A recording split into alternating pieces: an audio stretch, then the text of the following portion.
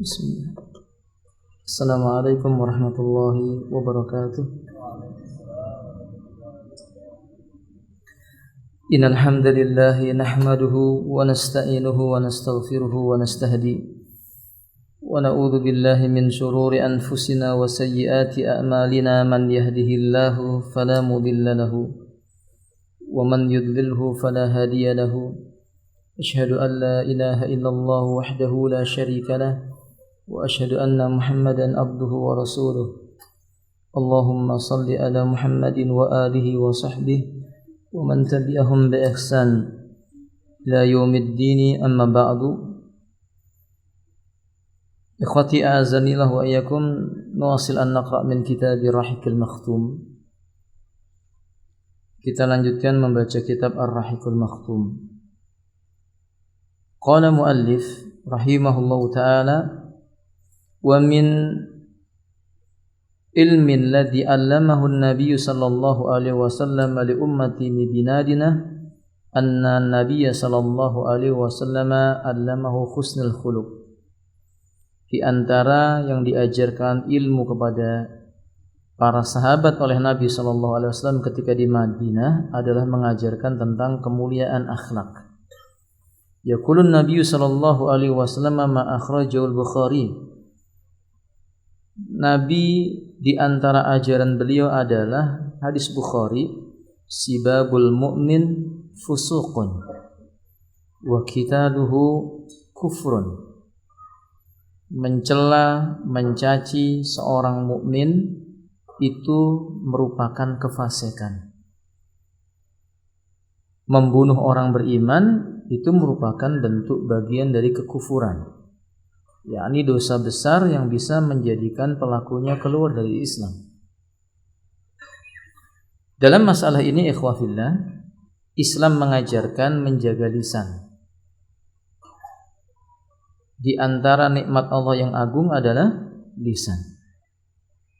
Dan Rasulullah sallallahu alaihi wasallam mengajarkan kepada para sahabat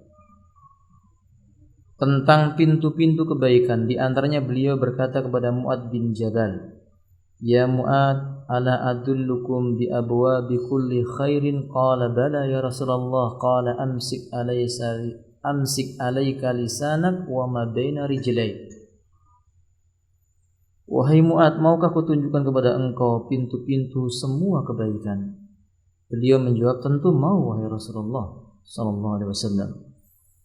Dan beliau mengatakan, pintu kebaikan itu engkau tahan lisanmu. Dalam hadis yang lainnya, amsik ma baina lahiyatai. Kendalikan apa yang terdapat di antara dua jenggotmu. Maksudnya lisan, mulut. Wa ma baina rijlaik. Dan apa yang terdapat di antara kedua kakimu. Lalu Mu'ad bin Jabal berkata, wahai Rasulullah, apakah karena lisan seseorang dengan satu perkataan Allah akan menghukumnya? Maka Nabi berkata dengan suara meninggi, sakilatka ummuk ya Mu'ad. Bagaimana engkau ini hai Mu'ad? Celaka ibu yang telah melahirkan engkau. Terjemah bebasnya demikian. Maksudnya maknanya celaka kamu, keliru, kamu ini gimana? Berapa banyak manusia berbicara dengan satu kalimat yang menyebabkan dirinya jatuh ke neraka lebih jauh dari jarak antara timur dengan barat. Maka tidaklah orang beriman di masa Nabi itu, melainkan mereka orang yang sangat hati-hati dalam menggunakan lisan, terutama kalau bentuknya celaan kepada orang-orang yang beriman, karena dia merupakan kefasikan. Wa qitaluhu kufrun, sedangkan membunuhnya bagian daripada kekufuran. Maksudnya adalah kufrun duna kufrin, yaitu hampir saja menjadikan pelakunya itu dikafirkan. Maka orang yang membunuh hukumnya apa? Dibunuh. Yang membunuhnya adalah pemimpin kaum muslimin. Wa kana yaj'alu imatatul adha anit tariqi sadaqah. Dan Nabi mengajarkan menyingkirkan duri dari jalan itu bagian daripada sedekah. Nabi menyebutkan iman itu 60 sekian cabang. Di hadis yang lainnya 70 sekian cabang.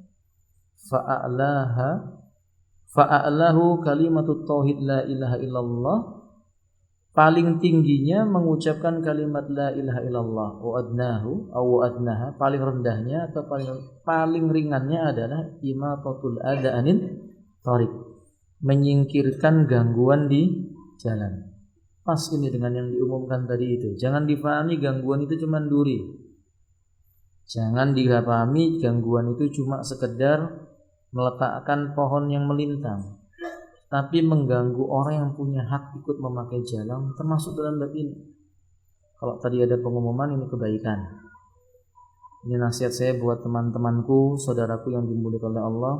Alhamdulillah kita diberi nikmat oleh Allah, bisa sholat berjamaah di Masjid Jabalus Su'ada, diberi kemudahan untuk menyampaikan ilmu dan mendengarkan ilmu. Tapi jangan jadi sebab kita dapat ilmu, orang lain dapat mudarat.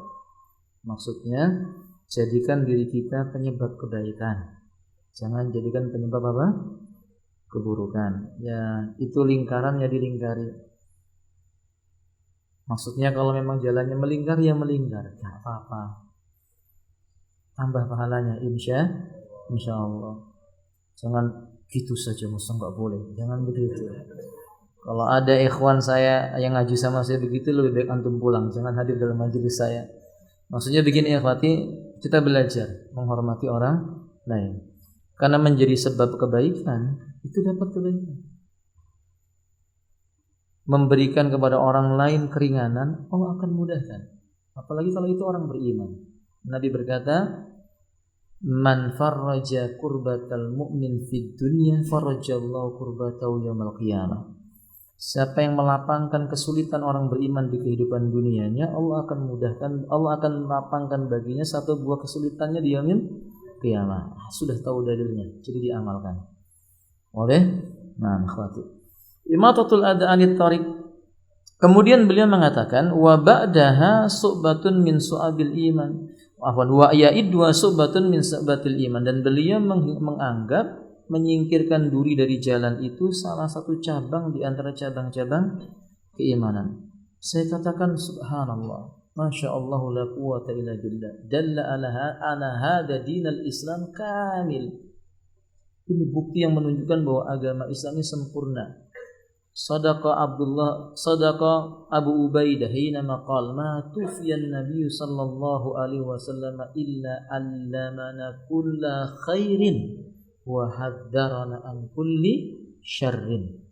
Tidaklah Nabi itu diwafatkan, kata Abu Ubaidah radhiyallahu ta'ala, melainkan beliau sudah mengajarkan kepada kami semua perkara yang membawa kepada kebaikan, dan memperingatkan kepada kami semua perkara yang menjadikan seseorang jatuh dalam kemudaratan atau kerusakan. Maka wajar kalau ada seorang yang dulu ulamanya Yahudi masuk Islam jadi sahabat besar, Abdullah bin Salam. Dengan jujur dia mengatakan, lamma qadiman Nabi sallallahu alaihi wasallam al-Madinah ji'tu.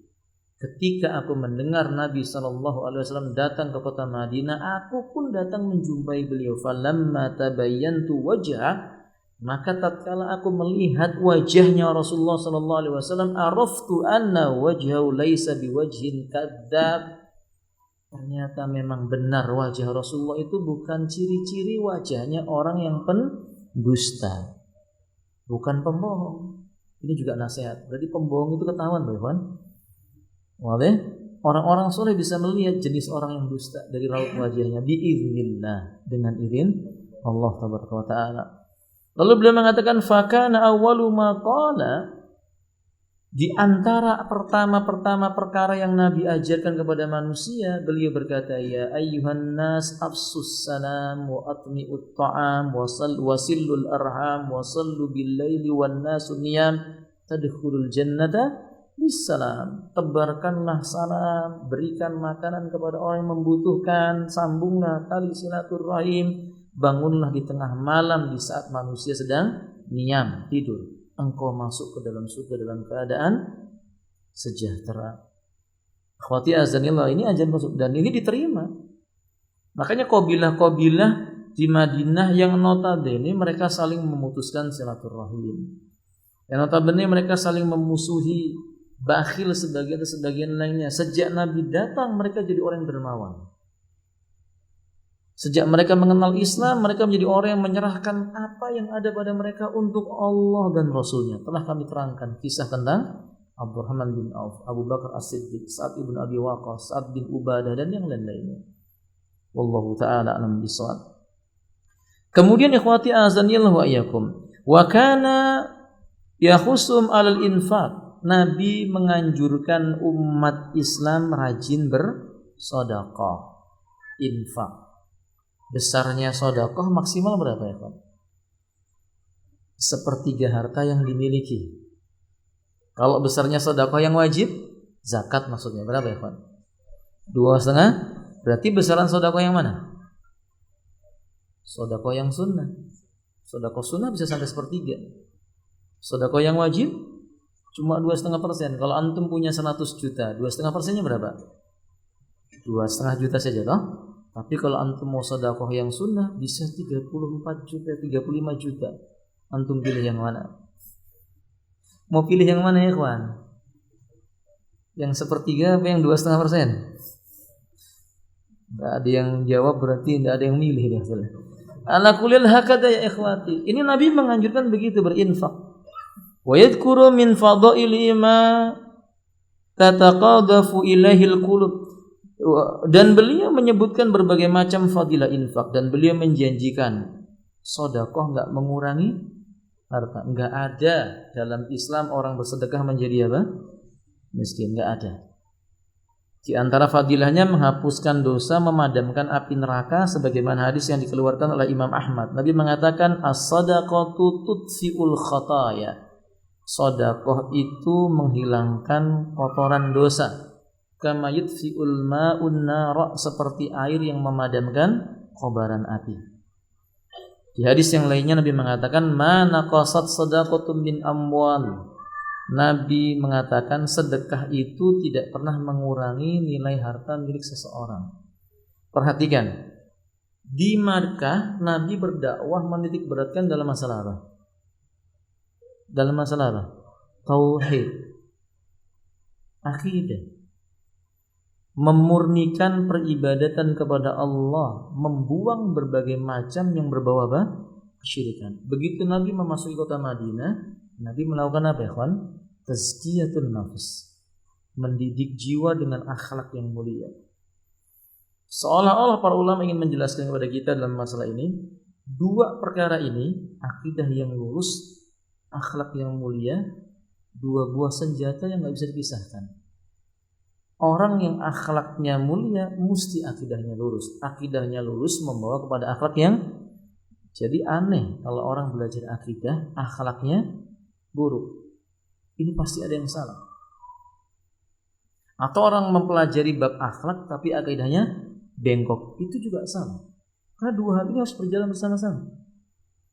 Siang malam Nabi di kota Makkah mendakwakan tentang tauhid, bahayanya syirik, qul la ilaha illallah, fa'lam annahu la ilaha illallah, umirtu an uqatilan nas hatta yashhadu an la ilaha illallah, dan seterusnya. Di kota Madinah Nabi menyebutkan tentang Bashir.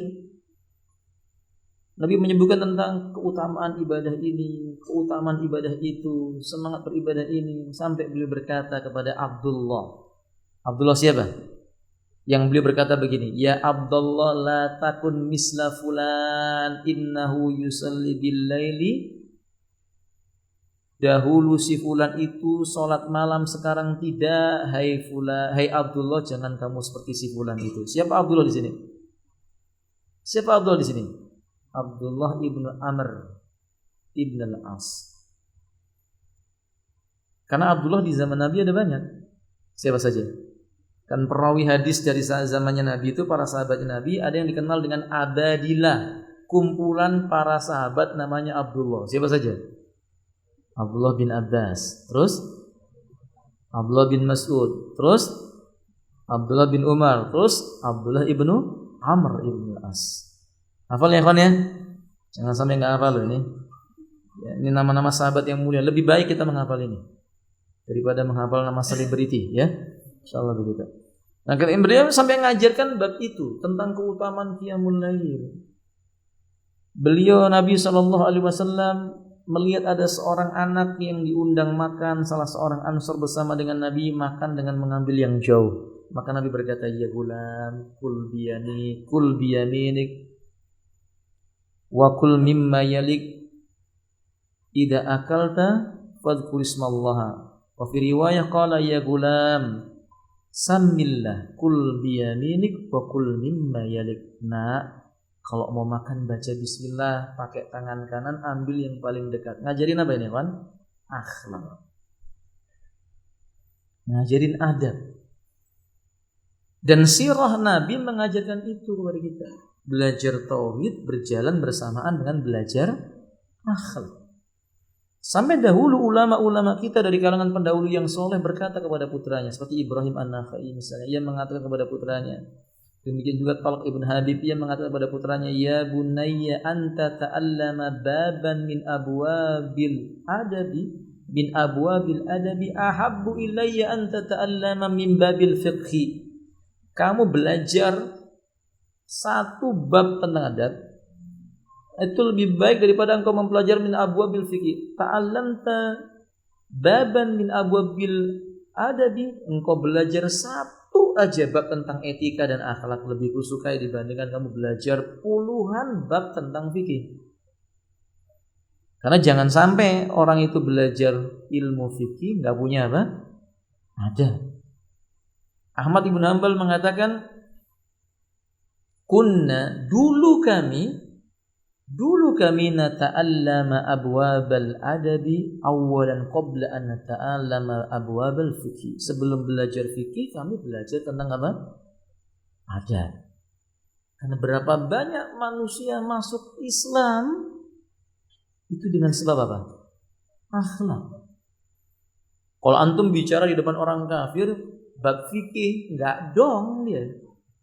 Antum depan orang nasib mengatakan sholat itu sahnya kalau ngangkat takbiratul ihram dengan dua tangannya, enggak paham orang kafir. Tapi kalau kita mengajarkan kepada mereka akhlak, ada orang kafir kelaparan, kita beri makan. Ada orang kafir yang mencela dengan keburukan, kita balas dengan kebaikan. Suatu saat dia akan masuk Islam. Biiznillah, dengan izin Allah tabaraka wa taala. Kemudian ikhwati azanillah wa iyyakum, wa yaqulu ittaqun nara walau bisyikki tamra fa illam tajid fa bi kalimatin thayyibah. Dan Nabi juga mengajarkan bab akhlak itu dengan cara apa?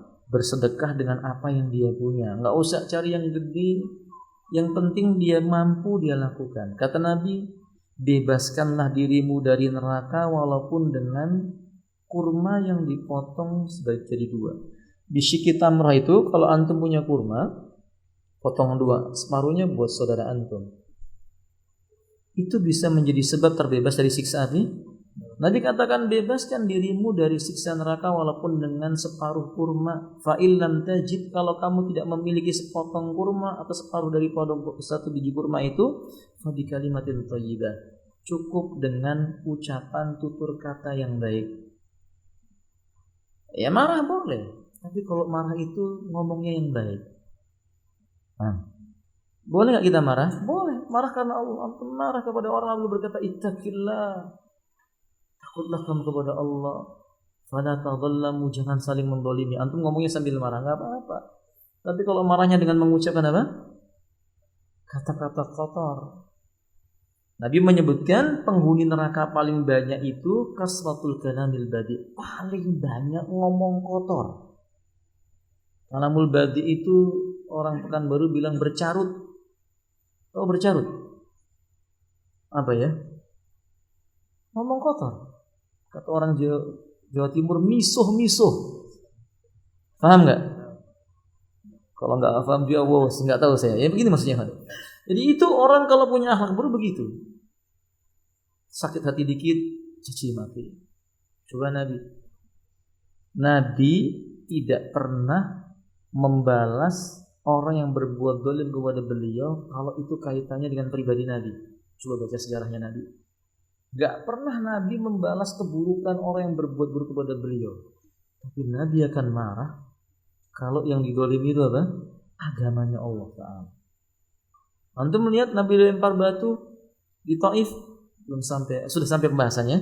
Beliau ke Taif, dilempar batu, diludahi. Malaikat penunggu gunung menawari untuk menimpakan gunung paling besar di sekitar kota Mekah untuk orang Taif. Nabi mengatakan jangan. Lalu Nabi mendoakan beliau berdoa kepada Allah agar mereka diampuni, dimaafkan, karena mereka itu jahil, dan Nabi berharap dari sulbi mereka lahir apa? Anak-anak mereka yang ikut Islam. Betapa mulianya akhlak Nabi. Sepertinya kita kalau begini belum bisa. Sahih? Sebenarnya belum bisa ya, antum dilempar batu. Bisa sambil berdoa, ya Allah, innahum qaumun yajhalun, itu orang bodoh ya Allah, maafkan mereka. Enggak, kalau sudah bodoh hancurkan saja ya Allah. Mungkin begitu ya. Ikhwati azan yang lain. Hada Rasulullah sallallahu alaihi wasallam. Dan dipenuhi di Madinah itu mengajarkan akhlak kemuliaan. Wa yujanibu hadza kana bihaysu hasan syadidan ala istighfafi anil mas'alati wa yadhkuru fadail sabr wal qanaah.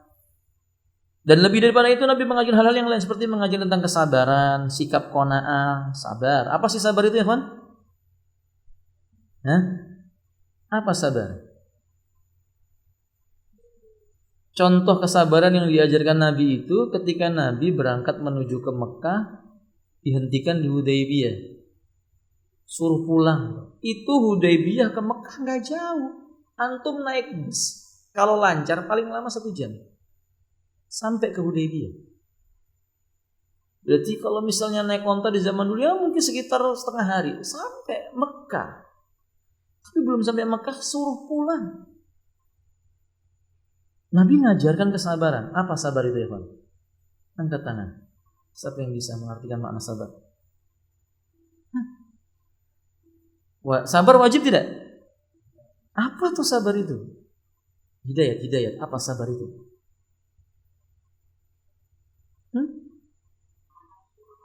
Menahan nafsu. Hampir sempurna. Menahan amarah. Hampir sedikit lagi sempurna kan? Menahan nafsu benar. Menahan nafsu dari apa itu maksudnya? Habsun nafsi dari semua keinginan hati. Nggak bisa. Kalau keinginan hati semua ditahan, kita bukan orang hidup. Karena ada beberapa keinginan hati yang boleh. Apa itu ya kawan? Habsun nafsi an mujawazi hududallahi, mengekang jiwa untuk tidak melanggar aturannya Allah. Itu namanya sabar. Agar tidak melanggar aturan Allah. Makanya marah itu enggak dilarang ketika marahnya enggak melanggar aturan Allah. Marah yang bagaimana?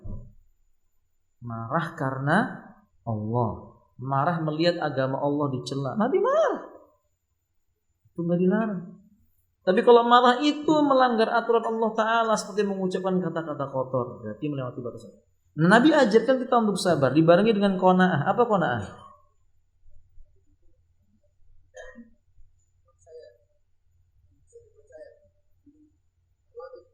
Qanaah. Nabi ajarkan kok para sahabat hidup qanaah.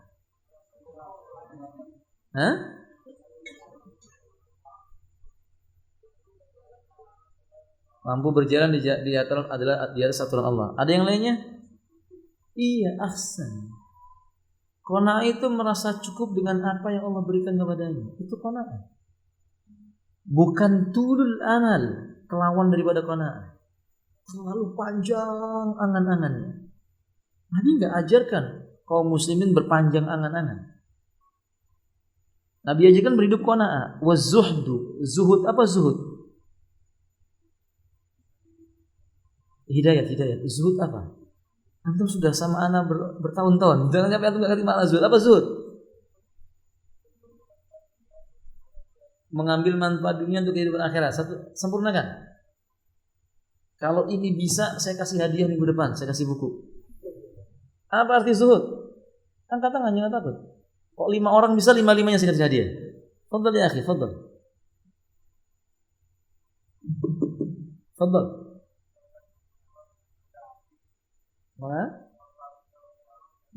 Memanfaatkan Allah dengan hadiah. Yang lainnya, Bapak, belakang tadi. Ada yang bisa? Mana zuhud?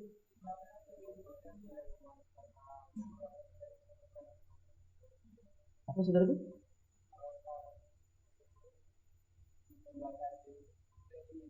Membatasi keinginan berlebihan yang berlebihan. Sedikit saja. Betul.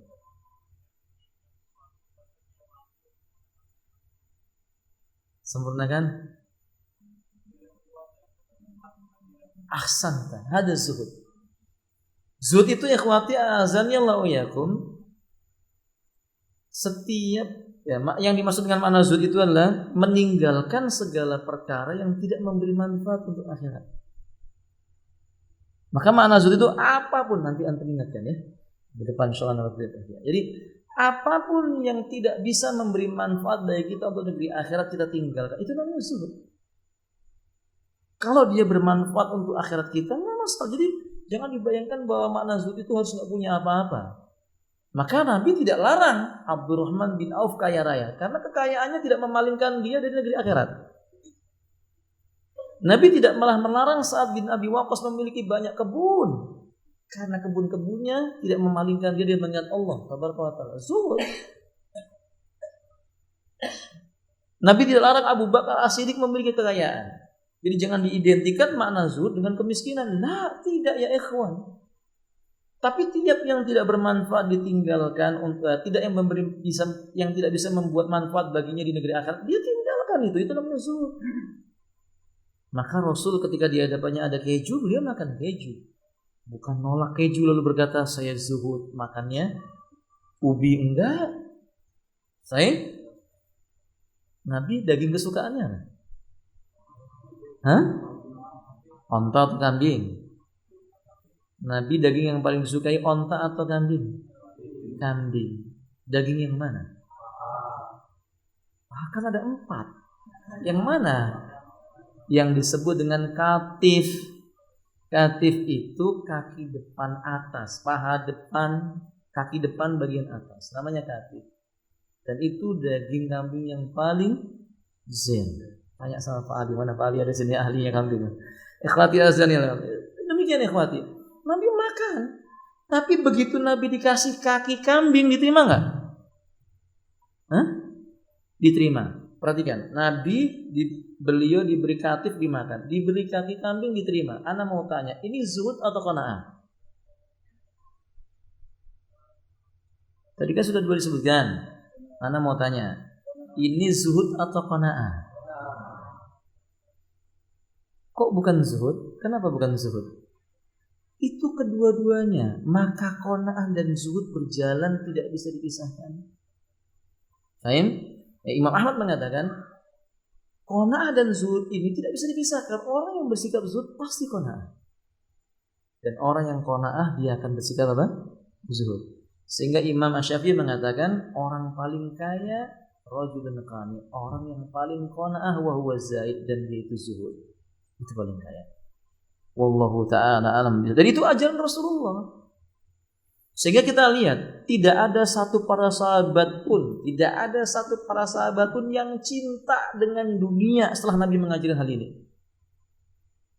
Adapun cerita yang mengatakan ada sahabat Nabi yang kufur nikmat, namanya Sa'labah, dikasih kambing seluas ini lalu dia lupa dengan Allah Ta'ala. Itu kisah yang dhaif. Bahkan diterangkan maudhu, cerita palsu. Cuma sayang para khotib-khotib di mimbar-mimbar menyampaikan bab syukur bawaannya hadis ini, riwayat ini mencela sahabat ini. Sa'labah ini sahabat Nabi yang Nabi mendoakan kebaikan buat dia. Dan setelah ditelusuri ikhwafillah, di dalamnya ada orang zindik yang ingin merongrong kemuliaan sahabat melalui riwayat ini. Maka coba antum lihat tulisan-tulisan para ulama alul hadis tentang kisah Sa'labah, pasti bercerita riwayatnya dhaif, bahkan palsu. Hati-hati ya, karena sebagian khotib bawa hadis ini tanpa sadar dia memburukan siapa? Sa'labah, dan menuduh Sa'labah itu kufur nikmat. Na'udzubillahi min dzalik. Padahal Sa'labah dalam sejarahnya, antum dalam kitab syiar dalam diterangkan oleh para ulama, Sa'labahnya lelaki yang zahid. Dia tinggalkan yang tidak memberi manfaat untuk negeri apa? Akhiratnya. Allahu a'lam bishawab. Apakah Abdurrahman bin Auf dia cinta dunia? Enggak. Saking dia itu tidak cinta dunianya, dia sedekah, habis sedekah nangis. Karena takut. Ketakutannya Abdurrahman bin Auf itu kalau sedekah, habis sedekah diganti di dunia. Dan itu yang terjadi. Tiap Abdurrahman bin Auf sedekah, besoknya dia keuntungannya berlipat ganda. Ketemu Umar bin Khattab, kenapa engkau menangis? Hartaku terlalu banyak dan aku mendengar Nabi mengatakan umatku yang paling akhir masuk surga berjalan dalam keadaan merangkak orang yang paling kaya. Aku takut itu aku. Kata Umar, gampang. Sedekahkan saja semua. Makin nangis ya, Bang? Karena Abdurrahman tahu kalau disedekahkan makin apa? Banyak hartanya. Kalau kita nangis karena apa, Bang? Wallahu musta'an. Hadza Abdurrahman bin Auf. Gak cinta dengan dunia, ikhwati azaniyan wa iyyakum. Gak ada sahabat yang cinta dengan kehidupan dunia, gak ada. Kalau tidak mungkin saudara yang dipersaudarakan oleh Abdurrahman oleh Rasulullah kepada Abdurrahman bin Auf berkata kepada Abdurrahman bin Auf, saya punya 2 kebun. 1 kebun buat kamu saja. Abdurrahman mengatakan tidak, tunjukkan aku mana? Pasar. Hadi ikhwati azaniyan wa iyyakum. Kalau tidak mungkin Abu Bakar datang kepada Nabi berkata, ya Rasulullah, inna hadzal mal kulluhu lillah. Ini lu harta, semuanya buat Allah. Buat kamu mana? Hasbunallahu wa rasuluh. Cukup bagi kami Allah dan Rasulnya. Kalau tidak, Utsman bin Affan tidak mungkin datang dengan 300 ekor onta, bukan 30, 300. Kata para ulama sejarah itu kalau dinilai 1 onta yang lengkap dengan isinya tidak kurang dengan harga 100 dinar. 100 dinar itu berarti berapa ratus juta? Antum kalikan 2,8 atau 2,6 juta lah. Itu jumlahnya 300. Lalu datang kepada Nabi sampai derap langkahnya onta itu 8 mil sebelum sampai Madinah kedengaran.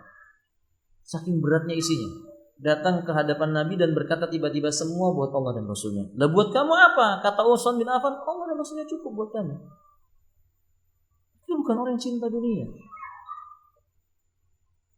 Karena memang nabinya mengajarkan begitu. Falamma staiqadu an-nawmi ra'u mar'asaran yami faqala anta nabiyullah law turidu kunuzad dunya ta'ta rijlaika fanajtami'u 'ala rijlaika fi hadhihi al-laila qala ya Umaru laisa hadha ba'asani Allah ta'ala ilaikum.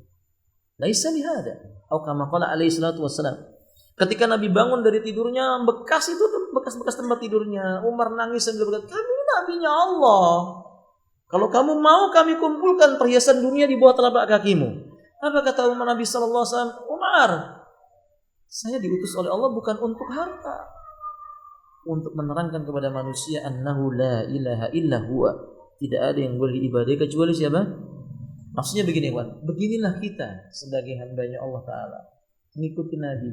Kita punya kekayaan alhamdulillah, tapi gunakan untuk mendekatkan diri kepada Allah Subhanahu wa taala. Jangan sebaliknya memalingkan kita dari mengingat Allah Subhanahu wa taala.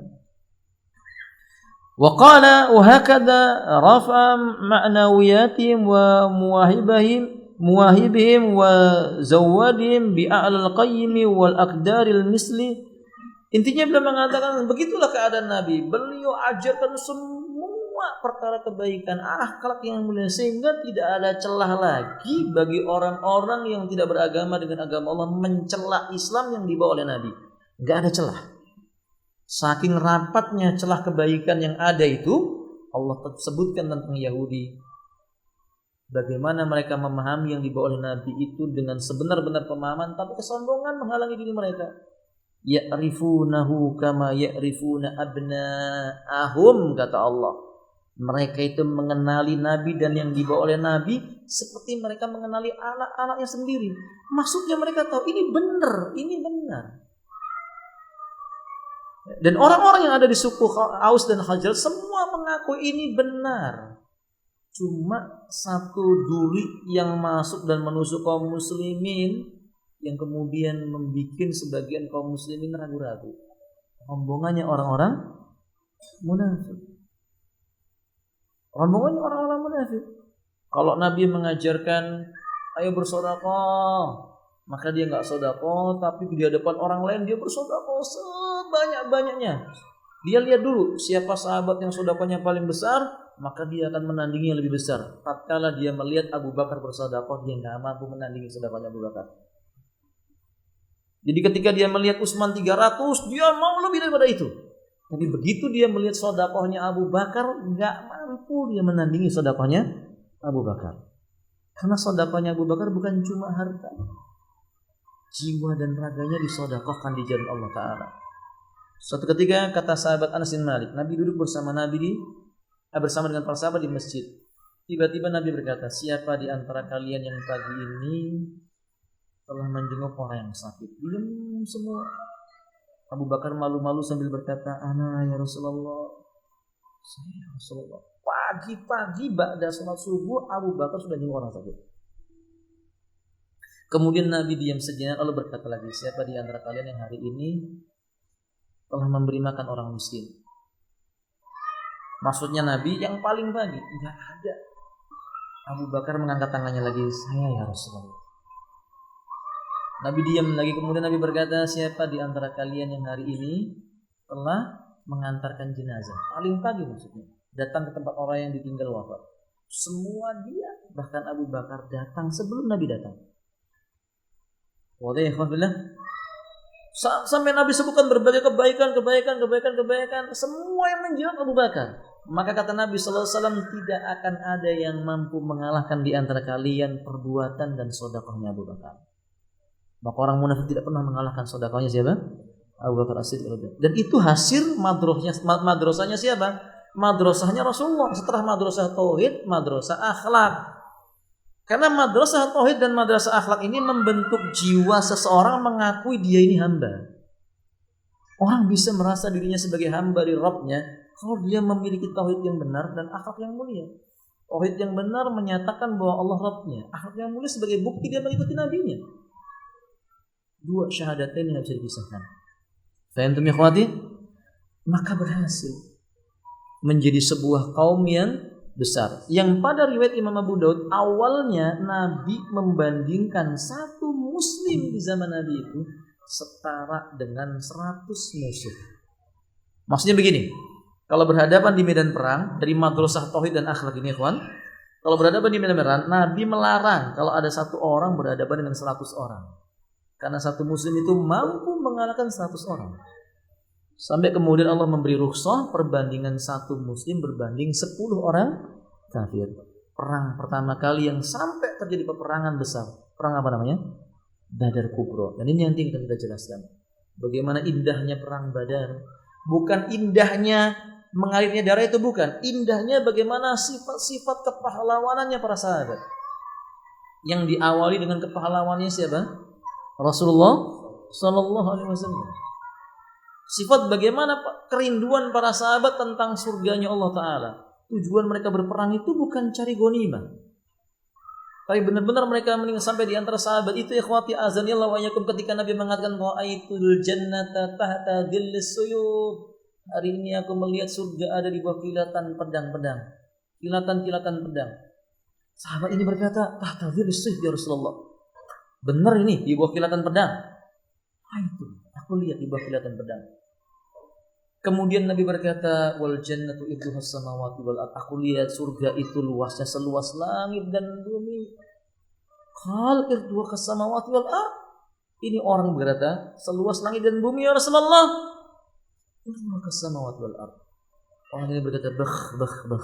Apa bakh gitu kan? Hah? Maksudnya gitu Pak. Ini luar biasa. Surga seluas langit dan lalu beliau mengambil kurma di kantong baju depannya. Dia makan satu, masih banyak di kantongnya. Kata lelaki ini, kalau nunggu habis kurmanya terlalu lama.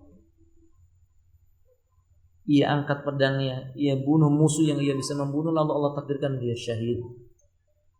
Karena dia ingin masuk ke dalam apa? Angan-angannya nggak panjang. Kalau kita kan makan 2, eman-eman sisanya, gitu Taifan. Ini enggak, terlalu lama. Angan-angannya enggak panjang. Itu baru satu contoh kisah di perang apa? Nanti insya Allah kita akan jumpai di pembahasan berikutnya. Wallahu a'lam bishawab. Sudah masuk waktu asar? Masuk isya? Mohon maaf apabila ada salahnya ikhwan. Subhanakallahumma bihamdik, asyhadu an la ilaha illa anta, astaghfiruka wa atubu ilaik. Assalamualaikum warahmatullahi